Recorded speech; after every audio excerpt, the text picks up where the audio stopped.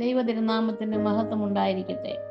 തിരിഞ്ഞു നോട്ടത്തിൻ്റെയും തിരിച്ചുവരവിൻ്റെയും ഒരു കാലമാണ് നോമ്പുകാലം.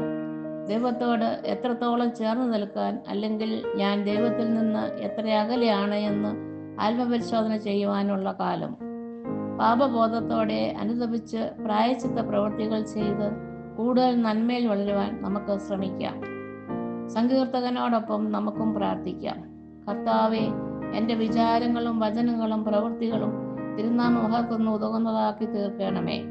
ഈ നോമ്പ് കാലത്ത് മറ്റുള്ളവരോട് സ്നേഹത്തോടെ പെരുമാറുവാനും, നന്മ പറയുവാനും, നല്ലത് പറയുവാനും, ഹൃദയത്തിൽ നല്ലത് ചിന്തിക്കുവാനും നമുക്ക് കൂടുതൽ ശ്രദ്ധിക്കാം.